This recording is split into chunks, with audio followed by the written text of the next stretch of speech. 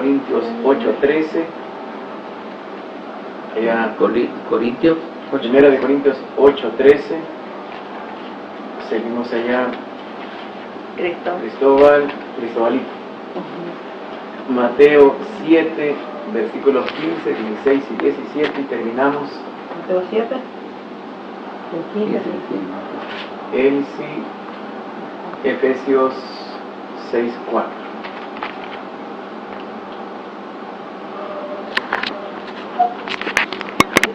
De 3 al 5. Muerte de Judas. Entonces Judas, el que le entregó, viendo que había sido condenado, fue acosado por el remordimiento y devolvió las 30 monedas de plata a los sumos sacerdotes y a los ancianos, diciendo: pequé, entregando sangre inocente. Ellos dijeron: ¿a nosotros qué? Tú verás. Él tiró las monedas en el santuario, después se retiró y fue y se ahorcó. Palabra del Señor. Gloria a ti, Señor Jesús.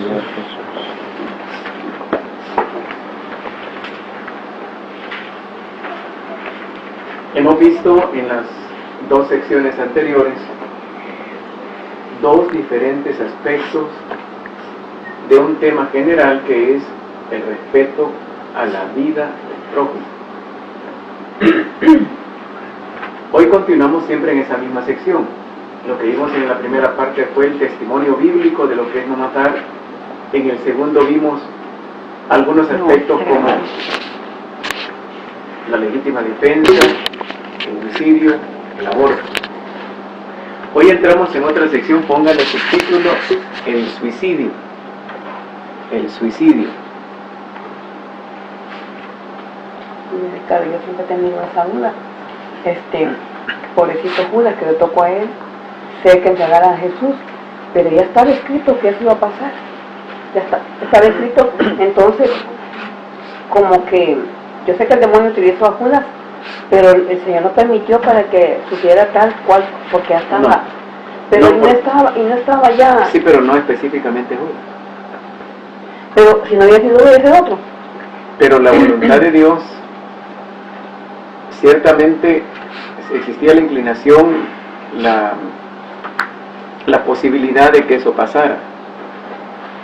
Pero dice la primera carta de Timoteo 2, Dios quiere que todos los hombres se salven. Eso incluye a Judas, que todos los hombres se salven. Entonces Satanás estaba inclinando la balanza en esa línea. Dios no quería que eso pasara, porque los videntes nos enseñan, y la Biblia nos enseña, que Jesús le suplicó a Judas que no lo hiciera. O sea, Dios no quería que. Y tanto que lo que hemos compartido acerca de Judas es que cuando le pregunta a Santa Brígida a Jesús en una visión: Señor, ¿qué es lo que más te dolió en la cruz? La traición de Judas.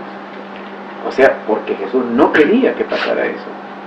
Entonces, todos estos testimonios indican que no era la voluntad, y sería un Dios malo crear a Judas para que eso suceda.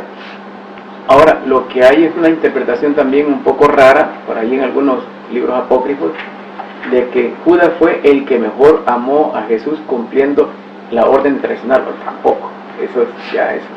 No, simplemente pensamos que Dios y luchó hasta el final porque Judas no fuera.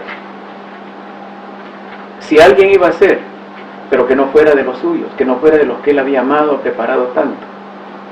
Lo que le duele, por un lado, es que se pierda un hijo de él, pero por otro lado lo que le duele es que sea de los suyos. Eso sí es lo peor. Entonces, ya la pregunta es bien interesante, Ana Feli. San Juan dice: han salido muchos anticristos, pero no eran de los nuestros. O sea, si alguien iba a traicionar a Jesús, que no fuera del grupo. Por eso, cuando uno de los nuestros nos traiciona, duele más que si fuera uno de la calle. Dice: pero si esto hemos comido y bebido juntos, ¿qué pasó? Eso fue lo que más le dolió, haberlo tenido cerca, haberlo tenido la posibilidad. Era su brazo derecho. Pudo ser el brazo derecho de Jesús, con los carismas preciosos que tenía de sanación, de liberación, de organización que tenía, y sin embargo, y todo eso fue creando una amistad, un cariño de Jesús con Judas. al momento de la traición, que Jesús lo sabe con un año de anticipación por lo menos, ese es otro lado interesante, Ana Félix. No es que Judas nació para traicionar. Jesús lo dice bien claro, desde hace un año sé que me vas a traicionar. O sea, no es que nació para traicionar, no lo metió en el grupo de los 12, no fue así. Lo que sucede es que, y aquí entramos en el texto propiamente, ¿por qué Judas llegó a ser un asesino, un suicida? Porque no supo cuidar, lo que ya explicábamos en el tema del año pasado, no supo trabajar los defectos que tuvo, que solo tenía 2 defectos, pero con eso fue suficiente para terminar ahorcándose, vendiendo a Jesús y ahorcándose él. Entonces, eso fue una secuencia. Cuando Judas entra en el plan, en la comunidad de Jesucristo, era un nítido. Y lo que hemos estudiado en aquel CD que anda ahí, que era el mejor preparado de todos los que estaban ahí, era el más hábil de todos los que estaban ahí. Estaba un paso adelante, estaba en una escala superior a Pedro, a Juan, Santiago y todos los demás. ¿Cuál fue el problema? Tuvo un par de defectos que no los quiso trabajar y por eso se perdió. A pesar de que era un 10, era carismático, ese tenía sanación, liberación y tenía una organización, era bueno. ¿Cuáles eran? Judas. No, los defectos. Uno de los defectos que tenía Judas era que no quiso aceptar sus propios errores. Porque soberbia, es un problemón, ¿verdad? No quiso aceptar que tenía errores. Entonces él siempre apantallaba que él era bueno, que todo, y sí era bueno. Pero eso, y el problema de la persona así pública, que tiene muchos carismas, muchos dones, y después les cuesta aceptar que tienen errores. El Judas. Y yo siempre cuando veo así digo, peligroso, por ahí van Judas, por ahí van Judas, vendiendo a Jesús y ahorcándose. Entonces lo de Judas fue un proceso que se fue dando. Entró muy bien, con defectos como todos. El problema fue que ese par de defectos que tuvo no los trabajó. ¿El otro? Le costaba por un lado, a Judas le costaba aceptar sus errores. Eso era una de las cosas. Y la otra era la avaricia. La avaricia. Que era un defecto que tenían también los otros, pero en el caso de él era bien marcado. Y tanto que los evangelistas lo retratan así, dicen, no, ladrón era Judas, lo que pasa es que tenía la bolsa y quería el pisto para él. No trabajó ese defecto de la avaricia. Era tacaño, era codo, y además no le gustaba reconocer en público sus defectos. Cuidadito que le fueran a llamar en público a Judas. Eso lo perdió. Hermano, perdón, yo también tenía una duda con respecto a lo que dijo Ana Félix. Es cierto que Judas como toma su propia determinación, ¿verdad? Porque Dios siempre lo deja libre albedrío de las personas. Pero no también es víctima Judas del sistema político imperante en ese momento, porque él, tengo entendido que tenía una vida política también, porque era muy cercano a los sumos sacerdotes y toda la cuestión, y como que él también es seducido por esa parte, como queriendo cumplir, quedar bien con el sistema político de ese momento, y es como, por decirlo así, medio engañado, no sé. Ciertamente, pero el conocimiento que tuvo Judas de Jesucristo, la influencia que tuvo Jesús directamente sobre Judas debió haber sido suficiente, porque estaba el propio Dios allí. No es cuestión como nosotros que de vez en cuando un poquito, no, ahí estaba frente a frente con el mero Jesús, y Jesús le suplica, le ruega, lo instruye, y Judas no se dejó. ¿Que el sistema lo pudo haber influido? Sí, ciertamente, pero ahí estaba Jesús en contra del sistema. Lo que pasó fue la mala inclinación de Judas de no reconocer esos defectos. Fíjese, hermano, yo en lo personal, lo que dice Francisco lo miro otro rasgo más de soberbia, o sea, como creer que el plan de salvación de Dios tiene que ser como yo lo quiero y no como Él lo ha establecido. Yo sí lo miro, el creer que tenía que ser un Mesías liberador en el sentido político, militar, ¿verdad? Y no aceptar como Dios tenía establecido que iba a ser esa liberación. Yo en lo personal lo miro como un rasgo más de soberbia en Judas. Sí, ahora es que ese rasgo era común a toda la comunidad, una comunidad interesada, súper ambicioso. Todos querían figurar, ese es el gran problema de todos. Juan, el evangelista, Santiago y todos los demás. Aquí decía en el capítulo 20 de Mateo, se pelearon porque todos querían ser el brazo derecho de. Y peligroso, lo digo con un gran respeto. Aquí está pasando eso también. Cuando estoy armando los tríos de misión, ¿y a mí dónde me va a poner? Ah, qué terrible. No importa dónde te pongo, vas a misionar, hermano. No importa si eres el cabeza o eres el de la cola, pero todos quieren, y yo, no, yo soy primero, soy segundo. Ay, Dios, ya estamos mal. Estamos Judas, por allá no Judas también. Y lo peor que pregunta gente con carisma brillante. Es que ese es el problema, ¿verdad? Ah, pues ya, tomando, póngame donde usted quiera. Eso también nos ha dicho. No, pues sí, póngame donde usted quiera. Porque cada quien, y hay gente que me dice, no, a mí no me voy a poner en tal parte. Entonces, ¿en qué queda? ¿Oramos y le pedimos a Dios que Él decida, o es usted la que decide? ¿Qué queda? ¿Usted le da órdenes a Dios? ¿Usted le dice dónde usted quiere estar? Estamos en Judas ahí. Y es interesante. ¿Y esos Judas dónde terminan? Ahorcados. ¿Dónde terminan los Judas que no quieren hacer la voluntad de Dios? Lo que decía Manuelito. Sino lo que cada quien quiere. Terminan ahorcados. Aunque tengan los carismas más brillantes de la tierra. Llega un consejo de ancianos a la casa a recibir estudios. Yo se los digo así, y todo esto ya lo habían recibido ustedes. No, es primera vez. Y ellos llegaron a que les diera taller de un montón de cosas de eso. Primero vamos a tener una formación, si quieren. Porque ¿de qué me sirve darles el montón de taller y después se enferma? Se enferma y después ya no se dejan llamar la atención de nadie. Para que no ocurra lo que pasa con un montón de gente que tiene un montón de carisma, sí, pero después no se dejan enseñar de nadie. No, así no trabajo yo. Primero la formación.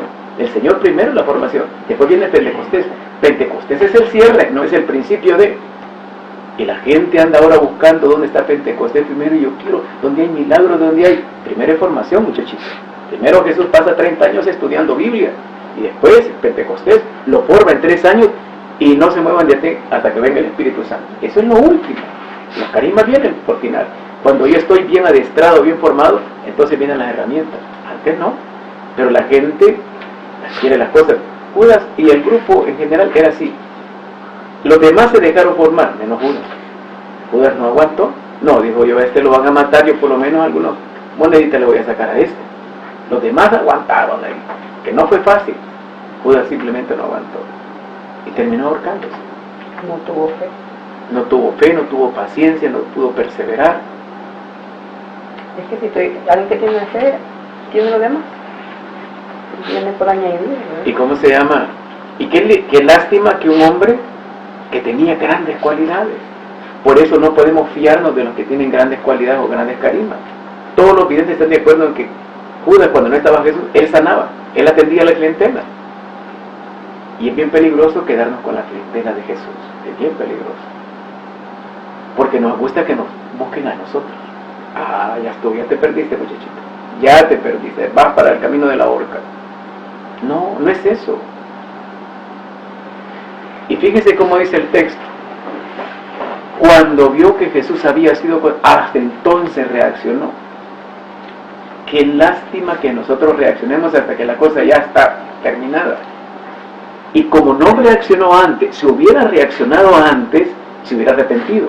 Pero como reaccionó después, se remordió nada más. Si tú vas a reaccionar hasta el final, simplemente va a haber remordimiento. Reacciona antes, entonces va a haber arrepentimiento. Y el remordimiento es una ceguera que lo lleva a Judas a no ir donde Jesús, sino donde sus cheros, como decía Juan, donde los amigos del Sanedrín, que lo conocían, que habían dado por ahí. Claro que sabían que Judas se movía en esos niveles, y en vez de ir donde Jesús, no tuvo la sencillez, la humildad de decirle: Señor, perdóname, me equivoqué. Caí con Dios. Judas con Jesús. Y terminó ahorcándose. Aquí podríamos sacar un montón de conclusiones. Cómo el sistema Lo corrompe. y se lo pasa llevando al final. Pues porque él se deja corromper. Él se deja corromper y el sistema al final no le interesa a la persona. Él pensó que eran cheros. Ay, ¿qué hacer? Matate si querían, Qué terrible el sistema. El sistema inhumano, opresor, solo se aprovecha de, logra sus fines y la criatura no existe, no importa. Cuando nosotros vemos una persona como Judas, mire, esto es bien fuerte, pero fuerte, una persona como Judas, con grandes carismas, pero que no se deja corregir de los demás, en ese caso de su encargado, de su consejero, de su guía espiritual, de su párroco, cuando no nos dejamos aconsejar, vamos camino de cometer barbaridades. Vamos a terminar negando a Jesús y condenándonos nosotros. El suicidio está totalmente prohibido. ¿Por qué? Sencillamente porque no es vida nuestra, la vida es de Dios. Nadie puede disponer del cuerpo de uno. Hemos visto en nosotros el homicidio, nadie puede disponer del cuerpo ajeno, tampoco de nosotros. Aunque los jovencitos digan, mamá, déjeme, si yo sé cómo estoy llevando mi vida, si yo ya sé. No. En primer lugar, no es tu vida, es la vida de Dios la que está en juego ahí. Es el nombre, la gloria de Dios lo que está ahí. Entonces el suicidio está totalmente fuera. No hay ninguna razón. Pueden haber algunas atenuantes, enfermedad, que tu mujer te dejó, etcétera, un montón de cosas, una crisis económica, lo que sea, pero no validan el suicidio. ¿No de camino que se suicida se condena, pues? ¿O todavía puede pasar por purgatorio? Eso es lo que estamos estudiando hoy. La iglesia, y cito a San Juan, el padre Juan Garcino, Juan, ¿qué? El padre salesiano que murió, ¿cómo se llamaba? Él nos explicaba, ¿El padre Giraldo? Juan Giraldo. Él, yo recibí unos cursos con él de Apocalipsis, de las cosas de Juan y también. Y él nos enseñaba de que la iglesia no afirma de uno solo que esté en el infierno, porque no le ha sido revelado ni autorizado a decir eso. ¿Cómo? La iglesia. ¿Cómo? La iglesia no puede decir de una sola persona que esté en el infierno, porque no le ha sido revelado eso. Así, oficialmente la iglesia no puede decir fulano y fulano y fulano están en el infierno, porque la iglesia no lo sabe, ni de Judas tampoco. Lo que la iglesia enseña es, Dios es tan misericordioso que en el último instante, o después de ese último instante, Dios puede salvar a la criatura. Eso es lo que enseña la iglesia. Y se avala en la doctrina oficial. Y se avala en la misma Biblia. ¿Qué pasó con los muertos que resucitó Jesús? Estaban bien muertos. La niña, Señor, ya ni vaya, ya la niña se murió. Tranquilo, la niña solo está dormida. Talita Cumi, joven, a ti te lo digo, levántate. Estaban bien muertos. Lázaro ya llevaba 4 días y olía mal. Estaba bien muerto, no hay chance de ahí de vuelta a Dios. Todavía Jesús se detiene a propósito para que se prolonguen los días en que Lázaro estaba muerto, porque tal si llega en el momento, ¿dónde está Lázaro? ¿Se está muriendo? Ahorita salgo en carrera. No, si se acaba de morir, ni se había muerto, y creo que ni fue resurrección. Déjenlo, que pasen 3-4 días, y entonces llega. Lo hizo a propósito, para que estuviera bien muerto. Entonces la iglesia enseña que Dios puede actuar en la vida de un muerto, aún después de que esto clínicamente, científicamente, médicamente, eso ya no tenga sentido. Porque para que el cuerpo esté echando mal olor, ya hiede, le dijeron las hermanas, o sea, estaba descompuesto. Es un milagrazo enorme porque dicen, en los primeros días, las primeras horas todavía todo está íntegro, pero pasadas ciertas horas todo se comienza a descomponer, el disco duro del cerebro se borra, ya no hay nada aquí adentro, esa persona ya no puede existir. Y Jesús lo hace a propósito, 4 días para comprobar que Él sí es Dios, y que ese disco duro que los médicos dicen que ya se borró, Dios lo puede reactivar en un instante. Precioso. Entonces Dios puede, no importa el tiempo que haya pasado después de una muerte, Dios puede actuar en esa persona y lo puede salvar. La teología enseña que por lo menos 2 horas después de muerto, por eso cuando un niño muere en un hospital, por ejemplo, se le puede bautizar y ese bautismo vale. Una persona que ha muerto y no tuvo asistencia, el padre puede llegar, mira hijo, arrepentite de todos tus pecados, y le puede decir al oído, y funciona. ¿Cuál es la base de esas 2 horas? Fíjese que no es una cosa científica, es una cuestión de testimonios de gente que muere, y en esas 2 horas Por ejemplo, un caso concreto, el de San Juan Bosco. San Juan Bosco está en oración, qué preciosa, ¿verdad?, la oración. Y Dios le dice, Jesús le dice, ve y corre donde Carlos, el joven que acaba de morir. No quiero que se condene. Y sale, todo poco, ya mayor, pero sale corriendo. El muchacho estaba en el ataúd, ya amortajado, y llega Don Bosco, permiso, permiso, permiso, y empieza a desenvolver y gritándole, Carlos, Carlos, Carlos, Carlos. Don Bosco sabía que era cuestión de tiempo, no había mucho tiempo.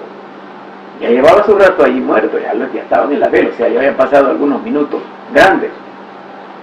Y empieza a gritar, y de pronto el muchacho ya desenrollado, se sentó. Desparpajo, y eso salió en los periódicos de aquel tiempo. Y le preguntan, la gente que estaba ahí, ¿qué pasó? ¿Cómo estás aquí de nuevo? Yo iba cayendo en un agujero sin fondo, iba. Y no paraba de bajar. De pronto escuché la voz de Don Bosco, decía Carlos, y una fuerza me hizo subir de regreso. Y le dice Don Bosco, ¿quieres confesarte? Porque a eso lo había mandado el Señor. ¿Quieres confesarte? Sí, dice, por favor. Se me salen todos fuera. ¿Cómo que no? Todos para afuera en carrera.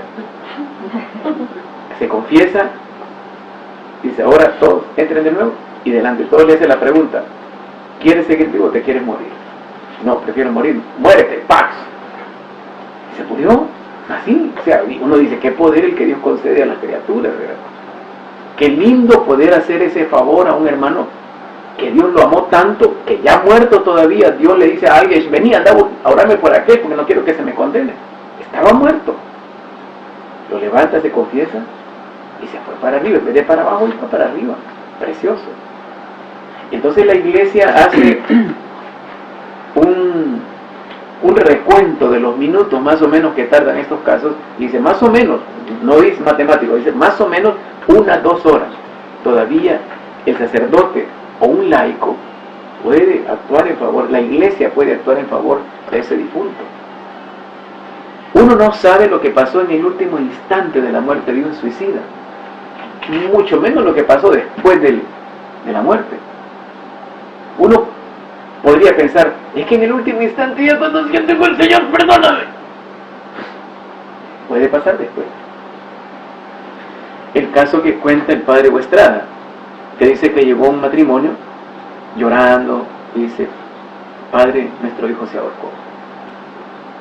Y la mujer desconsolada y dice, no te preocupes, vayan mañana, qué chispazo también el del padre, vayan mañana al gimnasio, al estadio, ahí va a estar Emiliano Tardí. Qué chispazo, algo, ¿verdad? Y cabal, el padre Emiliano Tardí comienza a decir, aquí está un matrimonio que ha perdido a su hijo que se ahorcó hace poco. Y la señora está tomando pastillas antidepresivas de escondidas de su marido. Era ella. La vuelve a ver, sí, yo soy.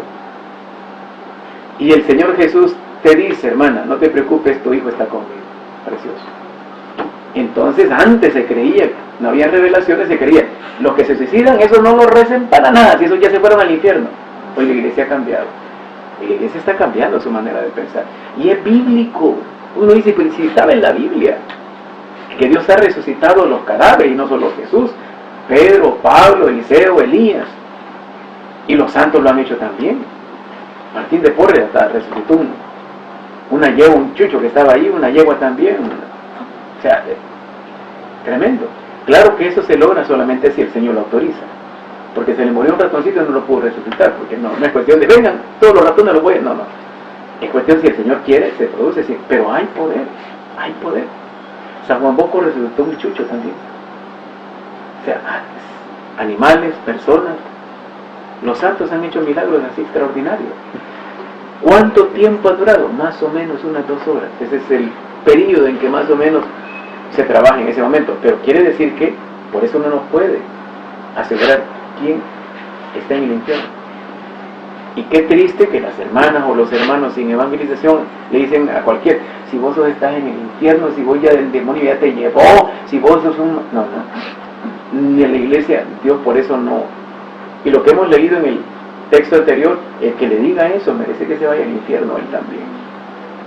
Entonces el suicida no tiene derecho a hacerlo, pero aún así, la misericordia de Dios puede trabajar en el último instante o más allá. Pero Ahora, no hay que esperar ese momento, ¿verdad? a eso iba. No hay que Que esperar tienes porque- que dicen, Dios me ama y al último momento me va a perdonar y sigo siendo de las mías, ¿verdad? Entonces sí, y a última hora. Y si oye, y si escuchan este tipo de reflexiones, la gente se va como que se confía y dice al final, no, si Dios es misericordioso, me va a perdonar, incluso hasta muerto me va a poder perdonar. Ahora, ¿cuál es la enseñanza aquí? La enseñanza no es que sea una regla, no es una regla, es una excepción a la regla. La regla es que te moriste y se acabó. Ahora, que hay excepciones. ¿Por qué esta enseñanza? Esta enseñanza indica que Dios tiene poder más allá de la muerte.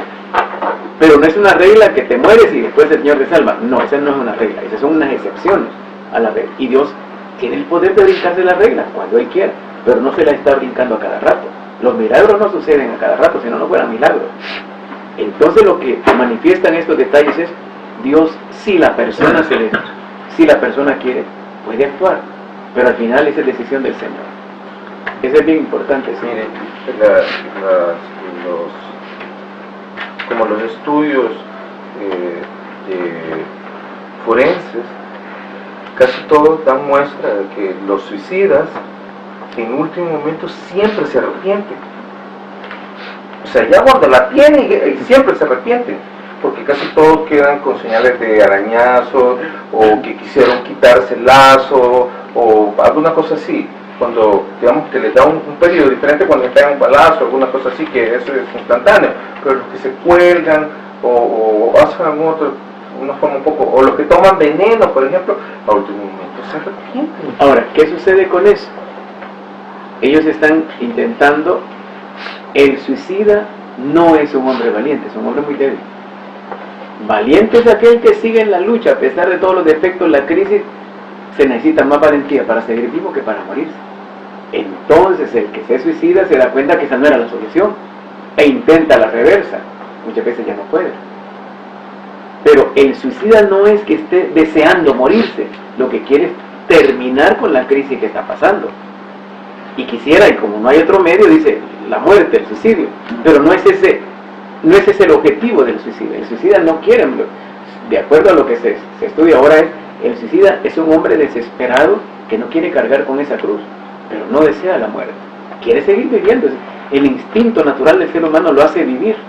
Lo que sucede es que es tan fuerte la crisis que quisiera esa crisis no tenerla. Y por eso se emborrachan, por eso se van a un estadio a gritar gol, por eso se suicidan. Porque no Esa quieren. sería la base para la eutanasia. La eutanasia es al revés. La eutanasia es cuando la persona intenta hacerle un bien. La eutanasia significa muerte lenta, muerte suave. Tratar de que la persona ya no sufra tanto y le desconecta las cuestiones, ¿verdad? Pero nadie tiene derecho a desconectar nada, la vida de nadie. Ese es el reverso de la eutanasia. El suicidio es que yo me mato. El otro es yo te ayudo, ¿verdad? No, nadie tiene derecho a ayudarle a nadie. Ahora, la otra palabrita es la distanasia, no la eugenesia. ¿Cómo? Distanasia. Eugenesia es aplicar la ciencia para lograr mejores resultados en la vida de las criaturas. Digamos, cuando se hacen cruces de una planta con otra para mejorar un tipo de planta, y eso lleva a la clonación también, ya en último extremo. La distanasia es aplicar todo tipo de recursos para prolongar, hacer más distante la muerte. Pero allí llegamos a la carnicería científica. Prolongar la vida, pero ya con métodos extraordinarios, inseguros. Si hay una junta de médicos y dicen, miren, este caso ya estuvo, no hombre, intentémoslo, yo le voy a aplicar. Eso es inmoral, aplicar esto solamente sabiendo que ya no, por cobrar o por lo que sea. Yo recuerdo con respecto al caso de Anafel y su mamá. Si hubiéramos podido discernir que el caso de la madre de Anafel y su familia ya no tenía solución, y los médicos hubieran sido, menos mal, yo conozco un poco la historia porque me la han contado ellos mismos, que el último médico le dijo, yo podría quedarme hasta con su casa, pero no lo voy a hacer, mejor llévensela a morir tranquilo. Pero para mientras habían vendido casas, carros, dinero, en el cariño de tratar de salvar a su madre, hubo una carnicería médica, científica, y todos, cuando ya los médicos sabían, no, ese caso ya no se puede, ese caso ni sabemos ni por qué ni cómo, apliquémosle esto y tanto, y eran miles, lo que me cuentan a Félix, la familia, eran miles los que se iban, eran, en aquel tiempo, pues, ¿verdad? ¿Cuánto perdieron por eso? Eso no es correcto, eso no se debe hacer, Dios le bendiga. Eso es lo que no se debe hacer, la carnicería científica, la distancia. Cuando Teresa de Calcuta está muriendo y le quieren hacer ese montón de... Dice, no, por favor, déjeme morir en paz. Lo mismo dijo Juan Pablo II, porque lo veían todo, no, por favor, déjeme morir, no, déjeme morir. Por otro lado, aquí entramos en una cuestión mucho más linda. Los santos, los grandes cristianos saben la hora y el día en que se van a morir. Todos los cristianos grandes han tenido ese regalazo. Martín de Porres, Rosa de Lima, la mayoría de santos han dicho Santa Faustina, etcétera. Hasta preguntan cuando están, ¿qué hora son? Ah, pues todavía me falta. Ya saben el hora. ¿Qué hora son? Muy bien, ahora prepárenme que ya se acabó todo. Precioso. A un santo, un hombre de esto, ¿para qué estarle haciendo el montón de guilindujes si ya sabe que no?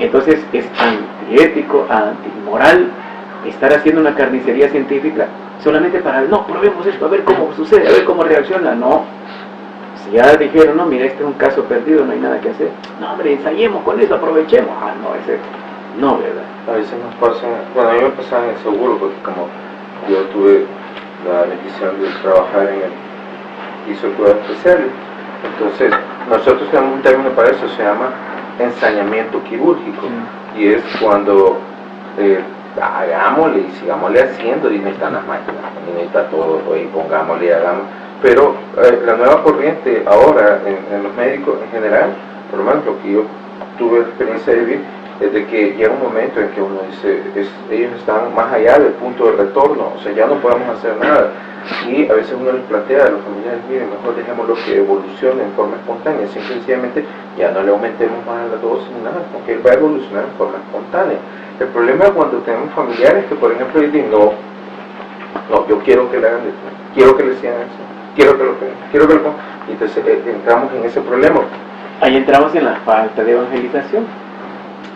En el caso de los infartos o paro cardíaco, hay un hermano ahí en la comunidad, de los toques que le dieron, se murió, y no en cuantos toques revivió, ahí está el hermano Francisco Chávez.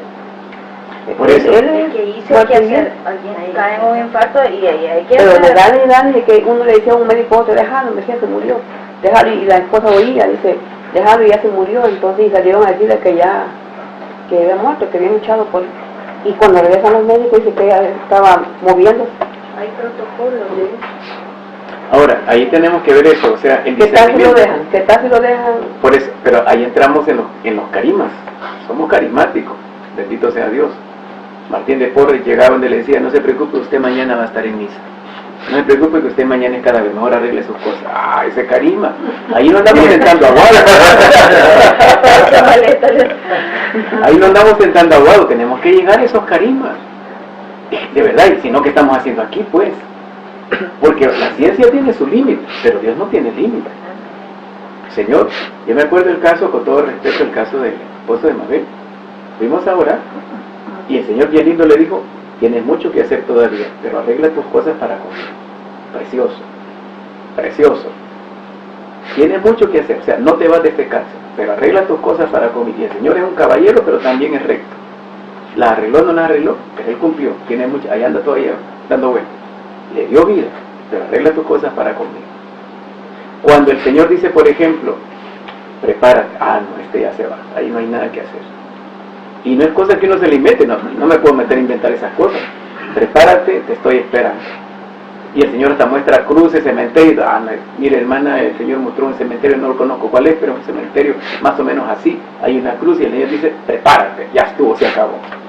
¿Para qué seguir? O sea, si el Señor ya llegó el orden de Dios, porque lo otro es, vaya, bendito sea Dios, se pueden dar esos casos. Pero si tuviéramos el carisma del discernimiento así, sabemos qué es lo que pasa y lo que no pasa. ¿Sí? No, que dice que Juan Francisco tiene, bueno, nosotros decimos ojo clínico, tiene muy buen ojo clínico, porque varias veces hemos visto gente y dice, no va a pasar la noche, yo tal vez que no sé qué, no pasa nada, y se mueren. Un día pasó una anécdota. Como yo ya sabía esto de San Martín de Porres, fue de los primeros santos que yo estudié. Y un día me llamó una hermana en la otra parroquia donde vivía. Me dice, mire hermano, no puede venir a orar por mi papá, fíjese que lleva 15 días aquí, está agonizando y no se va. Y los médicos dicen que ya no hay nada que hacer, pero no se muere y no da pena, etc. Y llego yo, le digo, Martín, te toca Martín, agarré una estampita de San Martín, vámonos Martín, me le echa la voz. Y llego y le digo, ya rezaron el rosario, sí, ya rezamos, agua bendita, sí, todo. Estampita de San Martín, no le hemos puesto, pongámosle aquí debajo de la almohada. Martín, te toca, nos vemos, salud. 3 cuadras y me dicen, hermano, regrese, ya se murió mi papá. Después levantaron la bola que con Martín de Porres y estampita yo empujaba a la gente. Pero ¿cómo Martín le decía a Dios a través de la fe, verdad? Es tan efectivo. Si pudiéramos desarrollar esto, y para eso nos reunimos aquí, no solamente para saber unos detalles bíblicos, no, es para desarrollar todo esto y ayudar a los demás. Imagínense, yo lo he contado esto muchas veces en el Seguro Social, si todos los galenos, las enfermeras, tendríamos este carisma desarrollado, ¿cuántos problemas se evitarían? ¿Cuántas soluciones se darían? Hermano, yo me quedé sorprendido por lo que leí. Bueno, primero que es importantísimo este carisma, especialmente en los médicos, porque yo me quedé sorprendido de que, hasta donde yo entiendo, el catecismo dice, acepta que es una cuestión de criterio esto, el discernir, ¿cuál es el término que usted sabe, Francisco, que si está más Ensañamiento de la línea de vida o algo así? Más allá, más allá de retorno. Entonces el poder discernir eso, aunque la iglesia lo acepta que es como se llama, algo de criterio, pero dice que eso no quita que atenuado, ¿verdad? Pero que es responsable de un homicidio. Entonces, que yo siento, lo veo que difícil lo pone, por lo menos yo sí lo entendí lo que decía él. Sí, por ejemplo, hace algunas salvedades la iglesia cuando una persona está sufriendo mucho y le ponen una inyección para aliviarle ese dolor, pero no para provocarle la muerte. Si a raíz de esa inyección se muere, no hay problema porque la idea no fue matarlo, fue aliviarle el dolor, entonces no hay eutanasia. Entonces hay que ver lo mismo que la iglesia sí permite. Santa Faustina está agonizando, pesaba menos de 80 libras, con un esqueleto, el estómago deshecho, no aceptaba nada, cosa que entraba, cosa que le salía, y con grandes dolores, y le dicen, hermana, le vamos a poner inyección por el dolor, estaba quejándose, bañando en sudor, etc. Y sí, por favor. Y cuando ya le van a poner la inyección, dice, no, mi Señor murió en la cruz sin ninguna inyección, permítanme morir también igual. Esa ya es una decisión personal. Pero si le hubieran puesto la inyección, no hubiera habido ninguna culpa, porque solo era para quitar, probablemente se hubiera muerto de eso, de todas maneras se murió. Ahora lo que se llama una muerte digna en ese sentido, porque siempre va a morir, pero se le evita a todo ese sufrimiento. Pero hay que ver, si yo quiero provocar la muerte, ahora no si lo hago solamente hay uno que va, por ejemplo, yo he visto uno que le ponen un goteo para que le ponen para dolor y mantiene sedada. O sea, eso no es que le provoca la muerte, sino que es una muerte digna. O a veces sucede también que alguien, digamos, llega mal ya y uno dice, va a morir, o sea, no hay más que hacer. Entonces, uno es honesto con ellos, ¿verdad? Y les plantea la posibilidad muchas veces. En Occidente la costumbre es decirle, pero en Oriente la costumbre es no decirles. ¿Ya? En Asia es no decirles, pero en Occidente es más decirles, como para que se preparen. Entonces uno les dice y ellos dicen, oh, yo me quiero ir para mi casa. Entonces yo les digo a veces a los familiares, mire, dice, ¿cómo que se me dice? Solo a las 2 de la mañana aquí, sin nadie, o quisiera en su casa con su familia y todo, rodeado de sus hijos, ¿cómo quisiera? Despidiéndose, porque si usted quiere, yo lo puedo ingresar y lo puedo dejar ahí, pues si le puedo poner de todo, un buen morir, como dice pero qué feo morir solo, ¿verdad? Sin nadie de tu familia ahí. A nosotros nos pasó con un compañero de nosotros que le hablamos al papá, o sea, yo no le hablé, a uno de mis compañeros le habló al papá y le digo, está bueno, lo dejamos allá a la funeraria para que lo vayan a traer. Yo estoy ahorita durmiendo. Quedamos nosotros juiciados ahí. O sea, por lo menos yo quisiera, como dijo Cantinflas, ¿verdad? ¿Cómo quiere morir? Viejito y en la cama, ya el pelotón de funcionamiento. Porque en realidad todos quisieron morir rodeados de nuestra familia. Ahora, si la iglesia permite que alguien sepa, como Martín de Porres y muchos santos que han sabido su día, eso es lo correcto, para que se preparen.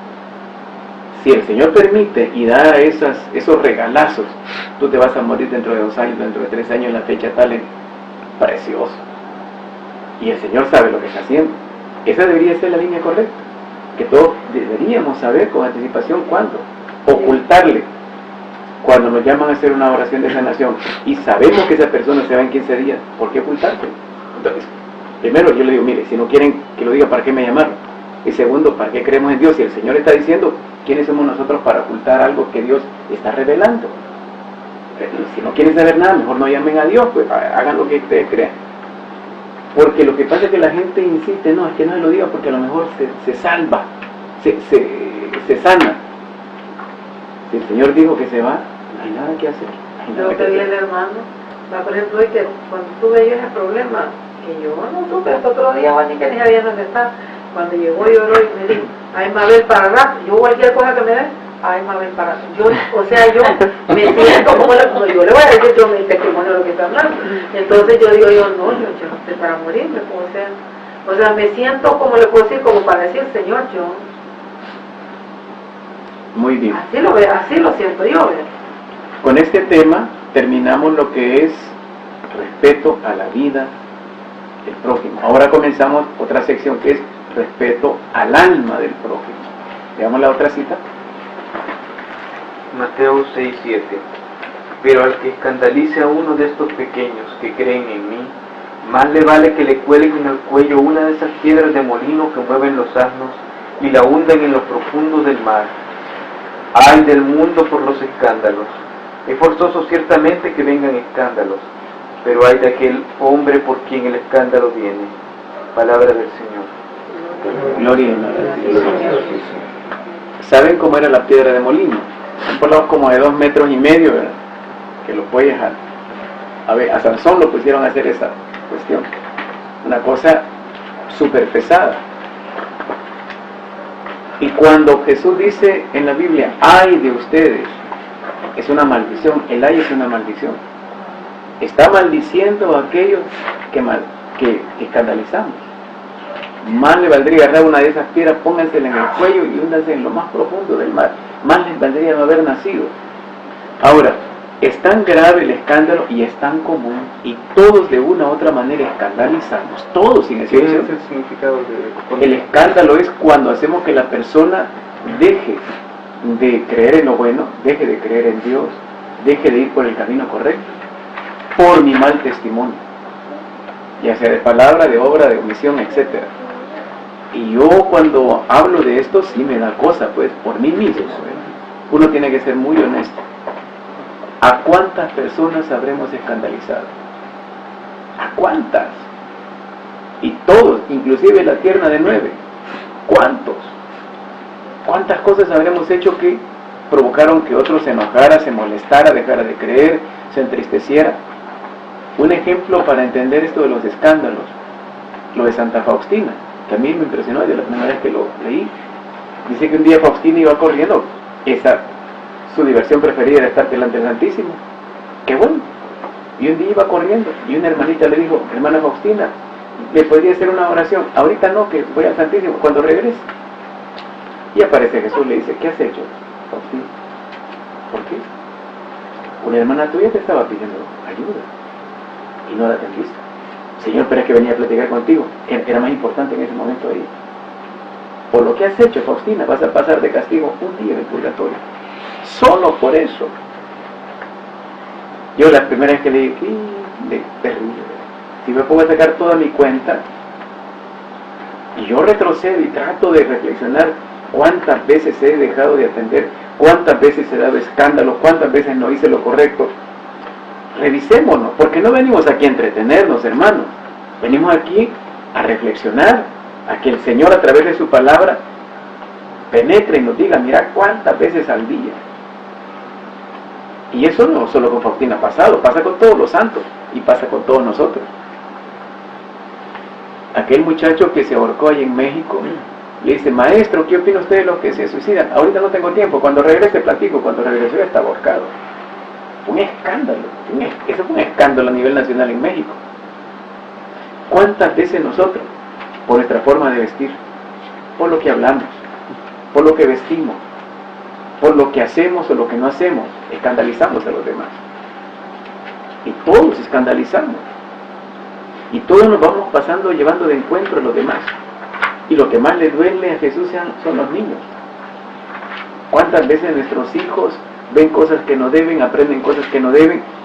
Unas porque nosotros mismos las enseñamos, otras porque nosotros lo permitimos. Ay, no me te preguntan nada, enciende el televisor, ahí le queda el televisor todo el día. Y nos estamos paseando a nuestros niños. Y ven los pleitos de papá y mamá, y ven toda la podredumbre. Y nuestros niños vienen asustados desde el vientre materno. ¿Cuántos niños ya vienen escandalizaditos, miedosos, traumados desde el vientre materno? Con un rencor hacia su padre, con un rencor hacia su madre. Y cada cosa que vamos diciendo va dañando a los demás. Ese es uno de los temas más fuertes, así más amplísimos. Escandaliza el gobierno, no importa si es del Frente, o es de Arena, o es del Chimbolo, no importa, escandalizan todos. Escandalizan los sacerdotes, los líderes de parroquia, escandalizamos todos, los esposos, las esposas, los hijos, los hermanos, todo el mundo escandaliza. Y qué terrible, todos deberíamos tener una piedrota, lanzarnos a lo profundo del mar y no volver a existir. Miren, hermanos, en una vigilia que se dio hace poco, 15 días, yo tenía que haber estado ahí, no pude estar. La Virgen reveló a través de otro hermano: oren por el 6º y el 7º mes en este país.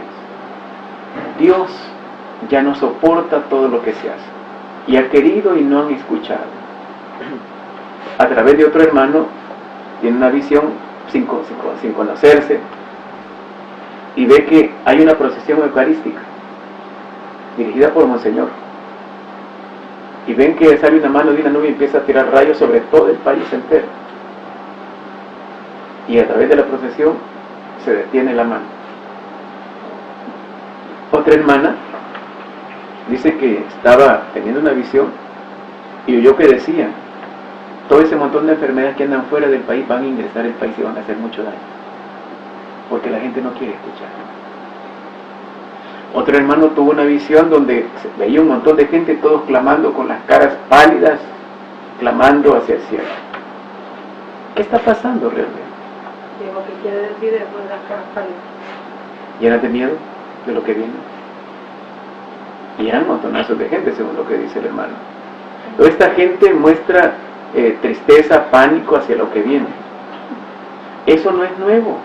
Eso ya la Virgen lo viene diciendo, y el Señor desde hace unos 4 o 5 años atrás, que este país tuvo que haber sido destruido hace rato. Bueno, dice que de eso que usted está diciendo, nada más hoy, en la mañana, yo desperté soñando, y me dijo, ¿por qué estoy soñando esta cosa? Y yo no le comenté a Alicia, porque siempre le comento mis sueños, pero ahora que me está diciendo, yo soñé que estaba con mi compañero de trabajo, Lucas Lujano, y el hospital estaba a reventar, pero hacía reventar, gente tirada en los pasillos y todo. Y decía, ¿por qué está tan lleno el hospital? Decía, ¿por qué tanta gente? Y todo el mundo, y todos los médicos estábamos súper cansados, todos nos veíamos súper cansados. Y yo como buscando un lugar donde irme a acostar, pero así, en todos lugares. Quizás, no sé. Hay que estar alerta. Yo sugiero, una de las cosas que yo últimamente le he dicho al Señor: Señor, no voy a creer en ninguna visión, sino hasta que se compruebe por varios, y que coincidan, y que no se conozcan. O sea, porque sí, el Señor avisa. Pues, mala suerte si nosotros recibimos un mensaje y lo descartamos. Pablo dice bien claro: examínenlo todo, y quédense con lo bueno. No dice, niéguenlo, no, examinen. Entonces, si hay varios hermanos que no se conocen y están teniendo diferentes visiones y sueños, el Señor está anunciando algo. Y si lo anuncia entre bastante gente es porque esto es grave. Así de fácil. No tenemos que caer en crisis, pero tenemos que ser prudentes también. No, que cuando usted estaba diciendo lo de que las enfermedades que iban a venir de fuera, ya hay un caso de H1N1 de influenza en Sonsontepeque que viene de Honduras. Entonces por eso cuando me dijo eso me acordé, ¿verdad?, de lo que en esta semana que se ha detectado el caso. Entonces en este momento tenemos dengue, tenemos rotavirus, tenemos H1N1 y hay un caso pues que nos viene de fuera porque es como ese por ese lado Honduras, ¿verdad? Y lo de los reyes me imagino, y en las fechas, porque es invierno, podría deducir yo, por lógica, que pueden ser que inundaciones. se va a hacer más grande, sí. Para Bueno, la época en que viene, de que viene mucha gente o sale mucha gente por la vacación. ahora, Dios puede detener todo eso. El problema es que nosotros no estamos haciendo. Yo siempre lo digo así con toda claridad, nos estamos entreteniendo en nuestras parroquias y ministerios. La gente es bien cómoda. Mire lo que está pasando. Cuando Jonathan mata a Carlos, la semana anterior, ¿qué hizo aquel vigilante? Dio la espalda. Esa es la actitud del católico, darle espalda a los problemas. Hay que se maten estos. Yo estoy bien en mi parroquia, estoy bien en mi familia, estoy bien en mí. Hay que se maten, es problema de ellos. Ese es el problema del católico. La indiferencia, me decía alguien, mire, pero es que tuvieron miedo. ¿Cómo va a tener miedo? Un PNC va a la periodista y le dice, mire, ahí están dos muchachos peleándose uno con cuchillo. La mujer policía dio la vuelta. Entonces se fueron del grupo de varones, hicieron lo mismo, no hicieron caso. Cuando bastaba un disparo al aire, y eso se hubiera detenido. No es miedo. ¿Cómo van a tener miedo un grupo de policía ante un cipote que tiene un cuchillo, por muy asesino que sea? ¿Cómo van a tener miedo? Y se les está pagando para eso, fueron creados para eso, para defender. Pero hay una indiferencia total. Ese es el problema. Hay un indiferentismo hacia mi prójimo. No nos interesan realmente los demás. Solo nos aprovechamos para, ¿sí? Pero yo pienso que esto se lo voy a dar como testimonio y es algo positivo.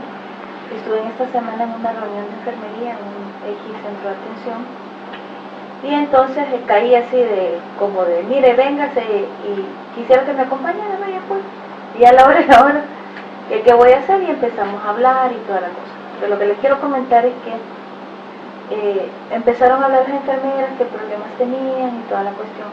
Y fue bien interesante alguien que dijo, prácticamente fue un testimonio para mí, porque no fíjense que nosotros teníamos mucho problema, dijo, de buenas relaciones, de llevarnos mal, ¿verdad? Un mal clima.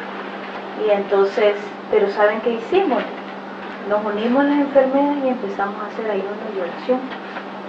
Y entonces dice que con el ayuno y con la oración empezaron ellas a tener un mejor relaciones de armonía, ¿verdad?, entre ellas, y no permitían que nadie que fuera de ahí, o sea, de otra área, le llegara como con chambre, ¿verdad? Entonces como a querer sembrar la discordia.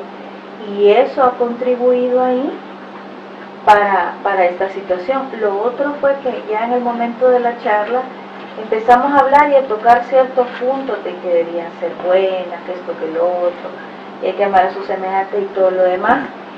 Yo las veía a ellas y tuve la sensación que estaban siendo bien receptivas hacia lo que estábamos hablando, o sea que sí realmente estaban, sí, sí, y entonces, bueno, y después me quedé hablando con la jefa que está ahí, y ella me explicaba y me decía que sí, está haciendo muchas cosas y todo, ya que usted también le da consejería, me dijo ella, y entonces yo ahí me di cuenta de la magnitud de lo que se está haciendo, porque cualquiera de nosotros ahí en la torre, que realmente hemos mejorado mucho, o sea, cuando veo para atrás, eso de hacer oración todas las mañanas y todo, entonces eso se los doy como testimonio para decir que si bien es cierto, hay mucha gente que está haciendo lo que no deben hacer, creo que también aquí en el ministerio hay otra gente que por lo menos, si tal vez no haciendo todo lo que debe ser, está intentando y perseverando, y los frutos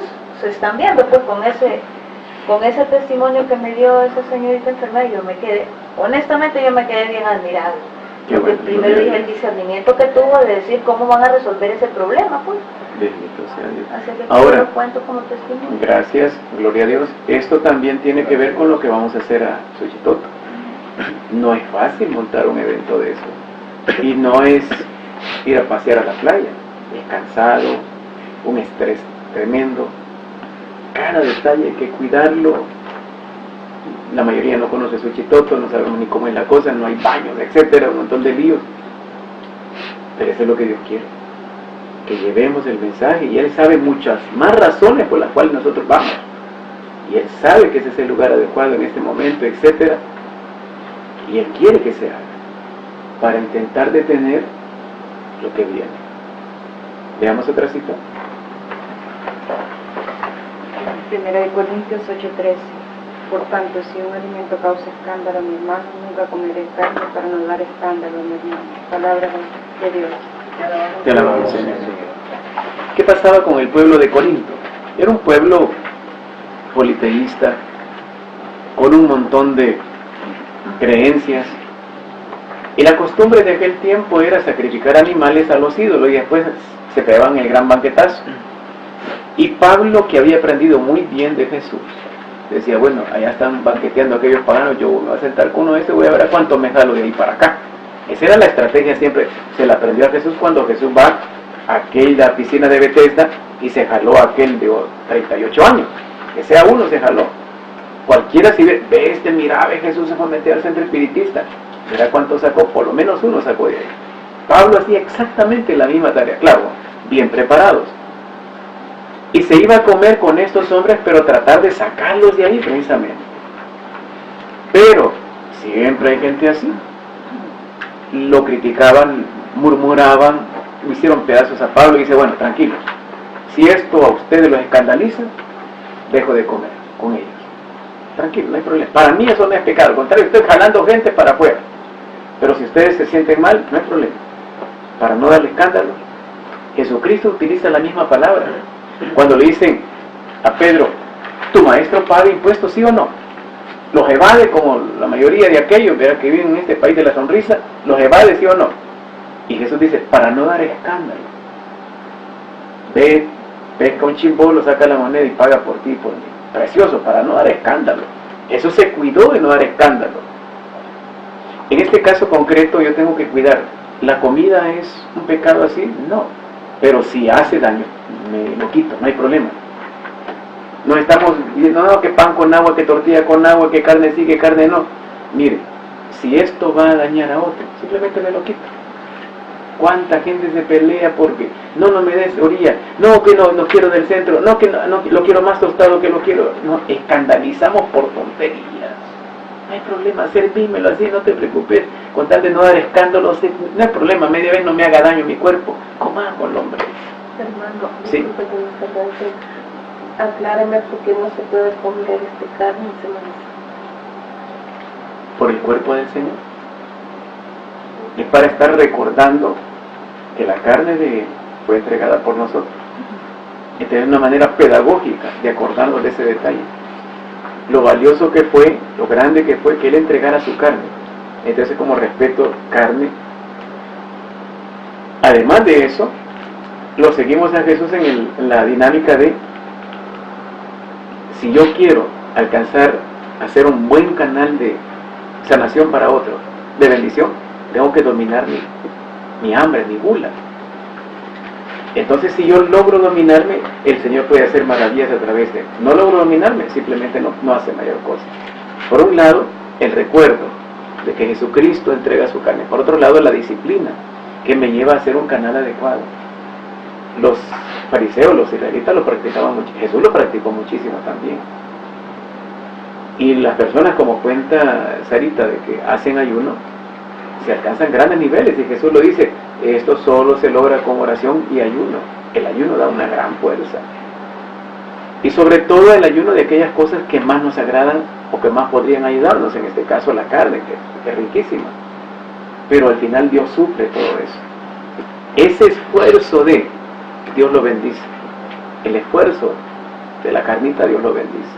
También, hermano, ha habido santos que han vivido solo por la Eucaristía. La Eucaristía, San Nicolás de Flue, 19 años y medio, etc. ¿Cuántos santos han llegado a ese nivel? Bueno, el patrón de los sacerdotes es pura papa hervida de 15 días. Y ahí lo tenemos, el patrón de los sacerdotes. Y muchos santos han hecho esa dinámica. Esto que estamos haciendo nosotros no es invento se lo copiamos al montón de todos ellos. En primer lugar a Jesús. Y se le dio gran resultado a Jesús, pues sí, también nos tendría que dar resultado a nosotros. Pero lo del escándalo de la comida de Pablo, volviendo a la carta a los Corintios, tiene que ayudarnos a pensar, no ser ortodoxos, rígidos, ¿no? Pablo pudo haber alegado, miren lo que yo estoy ganando, ustedes ni se imaginan, ¿no? Pablo, para mantener la fiesta en paz, tranquilo, no hay problema, ya no voy a comer con aquel, voy a buscar otro método. San Juan Bosco, siempre acusan a los sacerdotes de echarse sus traguitos, ¿verdad? Que aprovecharse de la Santa Misa, etc. San Juan Bosco, una gotita de vino y el resto de agua. Miren, para que vean que apenas el colorcito. Porque hay que guardar la liturgia, sí, pero una gotita de vino y el resto de agua. Así nadie me acusa de... Hay que guardarse las espaldas, porque el problema es, debemos ser buena gente y también parecer buena gente. O sea que yo debería de traducir esto como para no dar mal ejemplo. Para no dar mal ejemplo, para no dar mal ejemplo. Yo cuento el testimonio de aquel predicador buenísimo en Guatemala. Se lo comieron, se lo acabaron. Llegó a buscar una hermana y no se fijó, se parqueó enfrente de un motel. No lo vieron entrar al motel, no lo vieron salir, pero vieron que ese carro estuvo 2 horas y media parado, parqueado frente al motel. Y era un carro conocido, un Volkswagen beige, todo el mundo lo conocía, se lo acabaron. El hermano había ido a buscar a una hermana y como no daba la dirección, lo dejó aquí, se fue a buscar a la cuadra. Y no se fijó que era motel. Se lo acabaron, casado y toda la cosa, se lo acabaron. Entonces, el mal ejemplo, el escándalo. ¿Cuántas veces uno se escandaliza? Los diputados comprando relojes de $20,000. No puede ser. Esa gente gana más, muchos de ellos ganan más por los viáticos de los viajes, que se los inventan, porque yo sé de esas cuestiones. Se inventan viajes, que no hay ningún curso, no hay nada. A Grecia, claro, imagínense los viáticos para Grecia. Y no van a ningún curso de nada, a turistear van. Y entre ellos se aprueban, como son un montón de fracciones, entonces te toca salir a vos después nos toca salir a nosotros, y ahí se van pasando para que todo esté en la fiesta en paz. Todos sacan sus viáticos de viajes de diferente lugar. No puede, ese es un escándalo. Son cómplices. Y se pelean a veces cuando hay que algún viaje que hay que mandar. Bueno, mira, si vamos el comercio es sucio, escandaliza, y sobre todo porque la gente cuenta cómo. Y toda la vida de nosotros los seres humanos, cómo escandalizamos. Lo que estamos viendo en este punto es, hay que aprender a ser flexibles. Si yo sé que algo va a escandalizar a mi hermano, no lo hago. Le digo a una mamá, mire, hermana, su hija estaba aquí en el grupo, tiene los senos bien grandes, sin brasier, con una blusa bien escotada, y el cipote que estaba en la par casi le metía la nariz en medio de los senos. Y le digo, hermana, me dice, pero mi hija no lo hizo con intención. Una niña de 15 años que se veía tamaño en busto, que no se pone brasier, que se pone la blusita escotada, que sabe que van a haber varios jóvenes ahí, pero supongamos que no lo hizo. Pero el cipote sí estaba metiendo la nariz ahí. El cipote sí estaba metiendo la nariz. Bueno, y el problema es que permitimos el escándalo y no queremos aceptar que estamos en error. Yo me acuerdo una vez, imprudente, y una hermana, pantalón bien bajo, ¿verdad? Y yo queriendo aconsejar que si no te piden el consejo no lo des. Hermana, se le ve el hilo dental. ¿Para qué me anda viendo por detrás, pues? Todo el mundo la veía, pues, todo el mundo la veía. Entonces, y todo el mundo apagaba la luz. Sigamos, veamos el otro texto.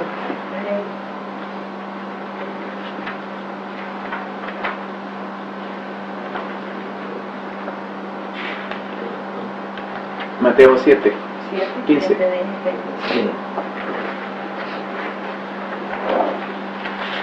Cuídense de los falsos profetas que se acercan disfrazados de ovejas y por dentro son lobos rapaces. Por sus frutos los reconocerán. ¿Se cosechan uvas de los espinos o higos de los cardos? Un árbol sano da frutos buenos, un árbol enfermo da frutos malos. Palabra de Dios. El Señor, gloria. Cuando los gendarmes, los de la PNC, fueron a capturar a Jesús ahí en el capítulo 7 de San Juan, y regresan sin Jesús, le dice, ¿qué pasó? ¿Por qué no lo traen? La gente impidió. No, nunca nadie ha hablado con ese hombre. Qué impresionante cómo habla. Los impresionó. Cuando los de la PNC fueron a capturar a Jesús en Getsemaní y lo capturaron, cuando ven la forma tan hermosa como Jesús se comporta, fueron los primeros seguidores de Jesús. Sin que Jesús se lo propusiera. A puro testimonio. Cuando aquellos budistas están observando a Teresa de Calcuta, qué bien actúa en las obras de misericordia, le dicen, hermana, la hemos estado observando, y ella se había dado cuenta. Queremos trabajar con usted. Al contrario, la gran mayoría de gente no quiere trabajar con nosotros. No, hombre, para hacer como es, dice, ese volá. Dice, no, hombre, si para hacer como eso, mejor me quedo en mi casa. Nuestros jóvenes nos quieren acompañar. Mucha gente no quiere seguirnos. ¿Por qué? El testimonio. Podemos hablar maravillas, sanar, poner mano, que se caiga uno en el descanso en el espíritu, que hable en lengua. El problema es el testimonio de vida. Ese es el problema. Y por eso tenemos que insistir en esto, los frutos, no las hojas, ni la raíz, los frutos, no cómo comenzó, no lo que dice, no lo que habla, sino cómo vive. Ese es el punto. Vamos a Xochitl. La gente tiene que ver cómo vivimos el cristianismo. Se supone que somos misioneros. El Padre lo dijo bien lindamente allá en Xochitl. Cuando un grupo sale a misionar como vienen esos hermanos, y que ya están maduros en la fe. ¿Ya? Se espera que nosotros seamos maduros en la fe. Tenemos fe que Dios nos va a ayudar en el momento. Ahora, volvemos a las palabras de Sarita. Mucho ayuno, estamos en ayuno, pan y agua. Para que el Señor actúe a través de nosotros y llene esas deficiencias que todos tenemos. Porque si no, aguantas. La primera vez que fuimos, íbamos 4, con camiseta y todo. Solo nos quedamos ahí parqueados, ¿verdad? Esperando que el Padre nos atendiera en la calle. Y la gente bien se oía, mira, esos son misioneros. Sí, hermanas, pórtense bien, que ya nos echaron el lente. Pórtense bien, por favor. Con solo ver la camisetilla, la gente identifica. Son misioneros. Imagínense viendo los 140 que vamos a andar allá. Primero Dios que nos portemos bien, hermano. Primero Dios que nos portemos bien.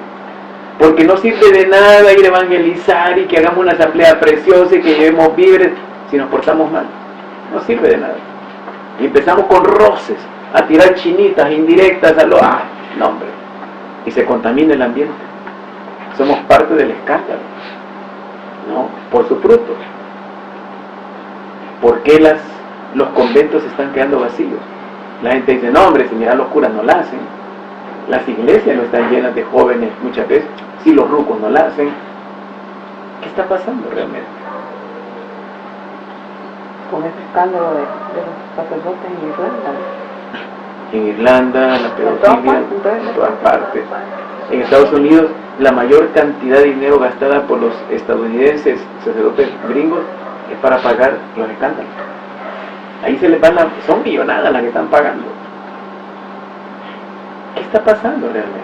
Satanás es muy astuto, ¿verdad? Hace caer al padre Alberto y se cae un montón de gente. Y por eso ya no voy a la iglesia. Ya no iba y por esto mucho menos que regresa. Pero si no van y es por problemas de ellos, mala suerte. Pero que no sea por problemas de nosotros.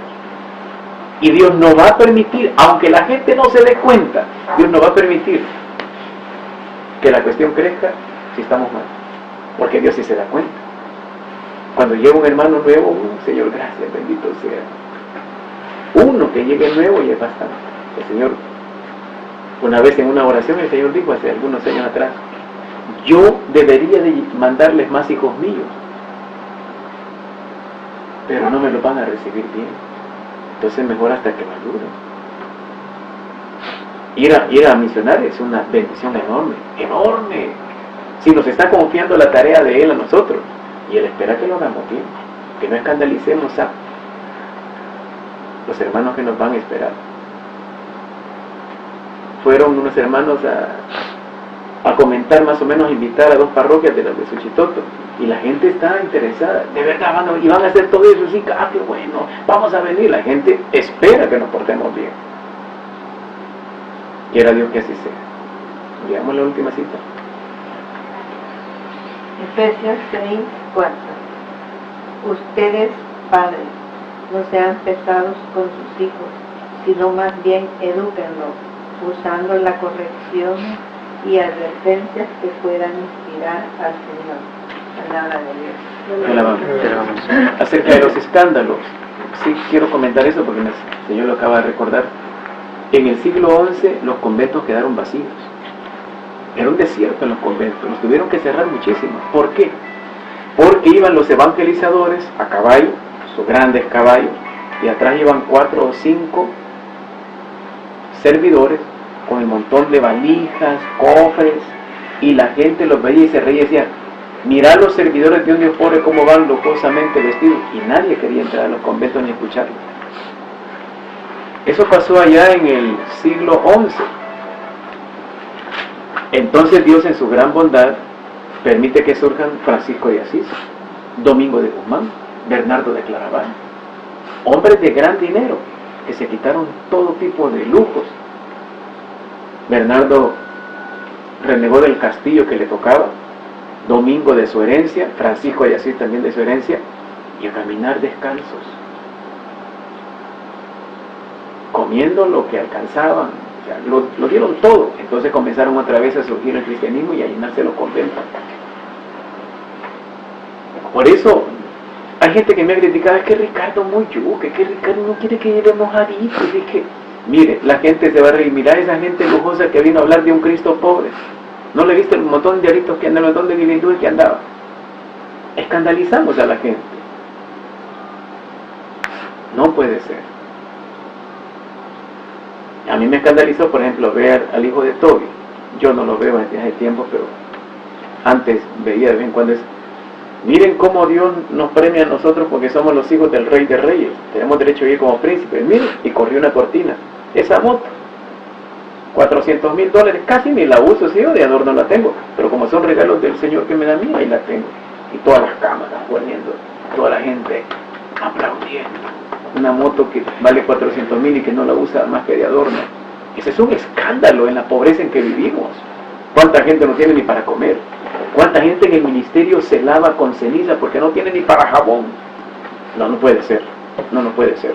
Sale en una foto celebrando su cumpleaños con un arma larga, de esos M16, amenazando a uno, como rechazando, algo así, pero de broma.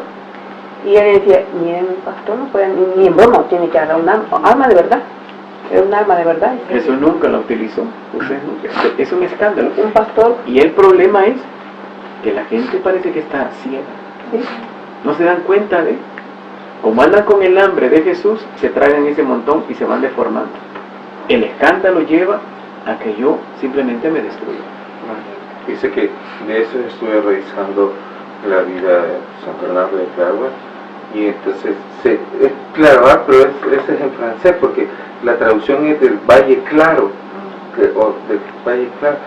Él, sí, así como el hermano Ricardo, era hijo de una familia noble, y entonces, pero él era desde chiquito, fue llamado a eso, y era bien entregado y toda la cuestión. Y es cierto, los conventos, había un convento desde los 9 años que se dormía de vez en cuando, pero ya había un convento que era en la región de Claraval, que ya no, solo había quedado el abad, ¿verdad? Entonces ya no hallaba a quién llevar, pues, o sea, ya nadie llegaba. Y entonces San Bernardo tenía el don de la persuasión, tenía mucha facilidad de palabra, y entonces él se llevó al tío, a los hermanos, a los primos, y a todos los convenció de llevar vida monástica. Y después hasta el papá, todos se fueron al convento, pero por seguirlo a él, o sea, su testimonio de vida, o sea, él era el que los arrastró a todos, y después se fundó la orden, porque y después empezaron a llegar un montón de ni cabían. Ajá, ya no cabían. Sí. Ahora, en este texto que estamos últimamente estudiando, no solamente tiene que ver con los padres, sino con todos los que tienen jerarquía sobre y que escandalizamos a los demás. Volvemos al mismo problema: no exasperen a sus hijos. A veces exigimos cosas que ni nosotros cumplimos, que no podemos cumplir. Yo estoy reflexionando, el Señor, mira, el ayuno, no todos lo están cumpliendo en el ministerio. ¿Tú qué opinas? ¿Lo rebajamos un poquito o lo mantenemos o qué es lo que hay que hacer para que la gente de verdad, porque si no lo van a cumplir, ¿para qué lo ponemos? No somos una orden religiosa, somos un grupo de laicos, pero para no escandalizar, no pedir más de lo que realmente pueden dar. Realmente no pueden dar más, Señor. ¿Estoy exasperando a mis hermanos o realmente es pura pereza que no quieren dar? Está bien, casos especiales, hay personas que no pueden hacerlo por cuestiones de salud, pero todos, la gran mayoría, es pura pereza o les estoy pidiendo demasiado. Uno tiene que plantearse, ¿estoy pidiendo demasiado? ¿Los estoy exasperando realmente? Lo único que me acuerdo cuando se dijo esto, el Señor dijo, no va a ser fácil, pero no dijo, no lo ponga, no va a ser fácil, porque somos bien difíciles nosotros. Tenemos que aprender la templanza, sí pedir, pero también saber que cuesta, y saber esperar. Pero el peligro es cuando los educadores, los que estamos al frente, los líderes, etcétera, aplastamos al otro, exigimos al otro.